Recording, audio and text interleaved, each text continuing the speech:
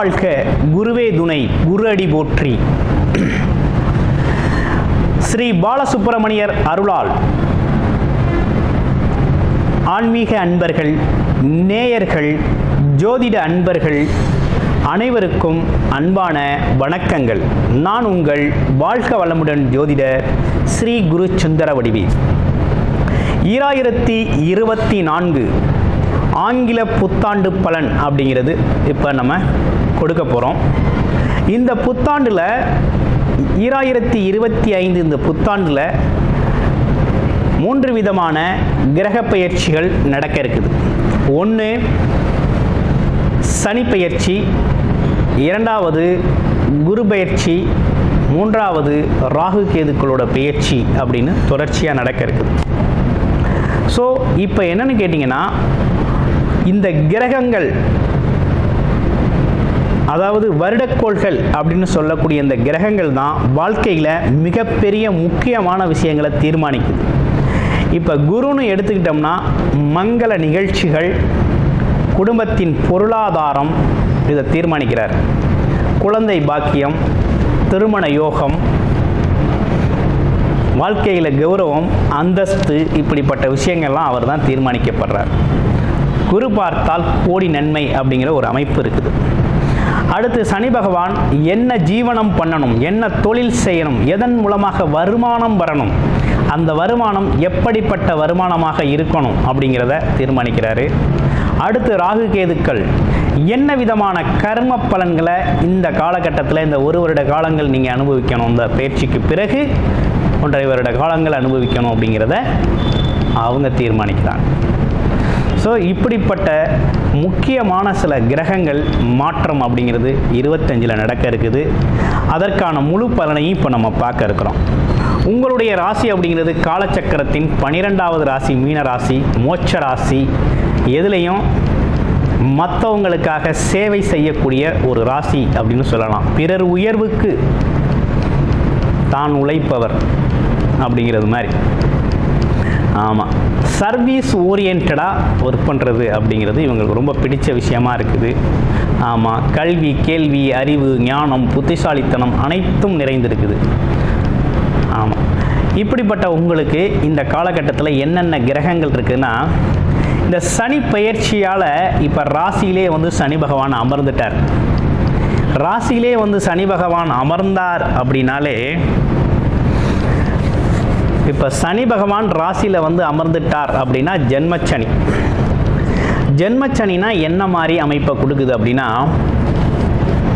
உடல் ஆரோக்கியத்தில் நீங்கள் கவனமாக இருக்கணும், உழைப்பை தீர்மானிக்கணும், உடல் சார்ந்த உழைப்பை தீர்மானிக்கணும், உழைக்க தயாராக இருக்கணும், உழைப்பை முன்னிறுத்தி போகணும், உண்மையை பேசணும், சொன்ன சொல்படி நடந்துக்கணும் அப்படிங்கிறது மாதிரி எதிர்பார்ப்பு உடையது தான் இந்த சனி. ஆமாம், நீதி, நேர்மை, நியாயம், உண்மை, தர்மம், இப்படிப்பட்ட விஷயங்கள்லாம் கடைபிடிக்கணும். ஆமாம், உடல் உழைப்பை செலுத்தணும். அதே நேரத்தில் முதியவர்கள், வயதானவர்கள், இவங்களுக்கெல்லாம் உங்களால் முடிஞ்ச உதவியை செய்யுங்க. இந்த ஜென்மச்சனி அப்படிங்கிறது உங்களுக்கு மிகப்பெரிய பாதிப்பை கொடுத்துறாரு. அடுத்து பாருங்க, ராகு கேதுக்களோட பெயர்ச்சி எப்படி இருக்கு. இப்போ ராகு என்ன ஆயிட்டாரு, 12ஆம் இடத்துக்கு ராகு வந்துட்டாரு, 6ஆம் இடத்துக்கு கேது போயிட்டார். 6-12 ராகு கேதுக்கள் பாம்பு கிரகங்கள் அமர்ந்தால் மிகப்பெரிய யோகம், ஒரு அற்புதமான யோகம். 6ஆம் இடத்துல கேது இருந்தால் எதிரி தொந்தரவு, வம்பு வழக்குகள், வீண் விரயங்கள் வராது. ஆமாம், அது மட்டும் இல்லாமல் கடன் பிரச்சனைகள் தீரும். யாரையும் நம்மளை எதிர்த்து நீனு பேச முடியாது. ஒரு அற்புதமான ஒரு அமைப்பு. 6ல் ஒரு வலுவான கிரகம், அதுவும் பாம்பு கிரகம் இருக்கிறதுனால உங்களுக்கு தைரியம், துணிச்சல், தன்னம்பிக்கையோடு நீங்கள் எந்த இடத்துக்கும் போகலாம், வரலாம். ஆமாம், நல்ல விஷயங்களை செய்யலாம். ஆமாம், அதுலேயும் பார்த்தீங்கன்னா விநாயகர் வழிபாடு அப்படிங்கிறது ரொம்ப முக்கியம். உங்களுக்கு ஏற்கனவே கடன் பிரச்சனைகள் இருந்தால் படிப்படியாக கடனை கட்டிடுவீங்க. நோய் பிரச்சனை இருந்தால் நோய் தீர்றதுக்கான மருத்துவம் கிடைக்கும். அடுத்து வேறு என்ன விஷயங்கள், வேறு எதுவும் அக்கம் பக்கத்தில் இருக்கக்கூடிய அலசல் புலசலான மனஸ்தாபங்கள் சண்டைகள்லாம் தீரும். ஒற்றுமை அதிகரிக்கும். அம்மா வழியில் அப்பா வழியில் இருந்து வந்த சொந்த பந்தங்கள் பிரிந்து கிடந்தால் மறுபடியும் ஒன்று சேர்ந்துடுவீங்க. அடுத்து 12ஆம் இடத்து ராகு உங்களுக்கு பல வழிகளில் ஒரு முன்னேற்றத்தை கொடுக்க போகிறாரு. எப்படின்னா, வெளிநாடு வெளியூர் சார்ந்த விஷயங்கள், மக்கள் தொடர்பில் இருக்கக்கூடிய பல்வேறு விதமான தொழில்கள், ஏற்றுமதி இறக்குமதி தொழில்களில் இருக்கிறவங்க, மார்க்கெட்டிங்கில் இருக்கிறவங்க, சேல்ஸில் இருக்கிறவங்க, இவங்களுக்கெல்லாம் மிகப்பெரிய முன்னேற்றத்தை கொடுக்க போகிறார் இந்த ராகு. இந்த 12ஆம் இடத்தில் இருக்கக்கூடிய ராகு பயணத்தால் மிகப்பெரிய வெற்றியை தருவார். ஆமாம், பயணம் சார்ந்த விஷயங்களில் லாபம் தருவார். இடம் விட்டு இடம் மாறி ஒர்க் பண்ணுறது, வேலை பார்க்குறது, தொழிலுக்காக வேலைக்காக போகிறது, டிரான்ஸ்ஃபரில் போகிறது, இப்படிப்பட்ட விஷயங்கள்லாம் ரொம்ப நல்லாயிருக்கும். அதே நேரத்தில் முகம் தெரியாத அன்பர்கள் உதவி செய்வாங்க. இன்னொரு விஷயமும் உண்டு. என்னன்னா, ராகு பேராசையை கொடுப்பாரு. பேராசையில் மூழ்கிடக்கூடாது. உழைப்பில்லாமல் வருமானம் வர்றது, அது இல்லாமல் ஒன்றை பத்தாக்குறது அப்படிங்கிற ஒரு கான்செப்டுக்குள்ளே போகிறது, அது இல்லாமல் குடிப்பழக்க வழக்கங்கள், கெட்ட பழக்க வழக்கங்களில் இன்வால்வ் ஆகுறது, இப்படிப்பட்ட விஷயங்களை இந்த காலகட்டத்தில் நீங்கள் தவிர்த்துக்கணும். தவிர்த்துக்கிட்டால் உங்கள் வாழ்க்கை ரொம்ப நல்லாயிருக்கும், ரொம்ப சிறப்பாக இருக்கும். இதை நீங்கள் தவிர்த்துக்கணும், கவனம் எடுத்துக்கணும். ஆமாம், இந்த மாதிரி ஆசைகள் மோகங்களை உருவாக்கி அழிவை தரக்கூடிய அமைப்பும் இந்த காலகட்டத்தில் உண்டு. 2 அமைப்புகள் உண்டு. ஒன்று, வேலை தொழில் வருமானம் சார்ந்து போகிறவங்களுக்கு அதோட முன்னேற்றம் இருக்குது. இது சார்ந்து போகிறவங்களுக்கு இதில் பின்னடைவு இருக்குது. அதனால் நல்ல விஷயங்களை தேர்வு பண்ணி முயற்சி எடுங்க. அடுத்து குரு பார்வை. குரு பாருங்க, உங்களுடைய ராசிக்கு 4ஆம் இடத்துல, ராசிநாதன் 4ஆம் இடத்துல நல்லா பலமாக இருக்கிறார். அவரோட பார்வை அப்படிங்கிறது எப்படி இருக்குது அப்படின்னு பார்த்தீங்கன்னா, அவரோட பார்வை அப்படிங்கிறது 8, 10, 12ஆம் இடங்களை பார்க்குறார். குரு பார்க்க கோடி நன்மை. 8ஆம் இடத்தை பார்க்குறாரு. திடீர் அதிர்ஷ்டங்களை கொடுக்குறாரு. பயணத்தை கொடுக்குறாரு. பயணத்தின் மூலமாக வருமானம் லாபத்தை கொடுக்குறாரு. 10ஆம் இடத்தை பார்க்குறாரு. பதவி உயர்வு, பட்டங்கள், கௌரவம், அந்தஸ்து, இப்படிப்பட்ட விஷயங்களை உருவாக்குறாரு. தொழிலில் ஒரு முன்னேற்றத்தை கொடுக்குறாரு. புதிய வாய்ப்புகளை கொடுக்கிறாரு. புதிய வியாபார யுக்திகளை அறிமுகம் செய்கிறாரு. பல்வேறு விதமான தொழில் வாய்ப்புகள், தொழிலில் ஒரு முன்னேற்றம், பெரும் பொருளாதாரத்தை ஈட்டுவதற்கான உதவிகள் அனைத்தும் இங்கே கிடைக்குது.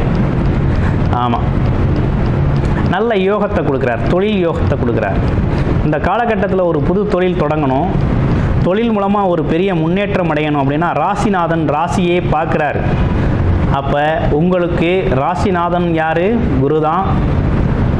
10ஆம் அதிபதியும் குரு தான். அப்போ இந்த காலகட்டத்தில்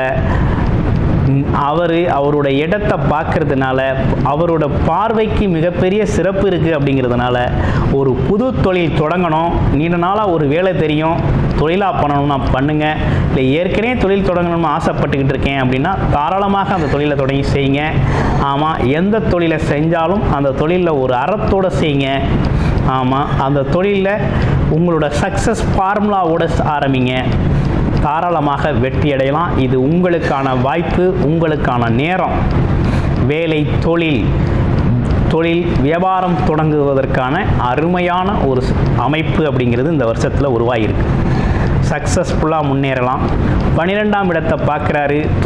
வெளிநாடு வெளியூர் பயணங்கள், ஒப்பந்தங்களாக போகிறது, எக்ஸ்போர்ட் பிஸ்னஸ் பண்ணுறது, அதே போல் பார்த்தீங்கன்னா போக்குவரத்து துறையில் ஒர்க் பண்ணுற அனைவருக்குமே மிகப்பெரிய முன்னேற்றத்தை கொடுக்கக்கூடிய காலகட்டமாக இருக்குது. டிரான்ஸ்போர்ட் தொழில்களில் இருக்கிறவங்க, ஆமாம், பயணத் தொழில்கள் அனைத்துமே மிகப்பெரிய முன்னேற்றம் தரக்கூடிய காலகட்டமாகவும் இருக்குது. ஆக மொத்தத்தில் மீனராசி அன்பர்களுக்கு இந்த காலகட்டம் அப்படிங்கிறது மிகப்பெரிய நன்மைகளை தரக்கூடிய பொற்காலமாக அமைஞ்சிருக்கு.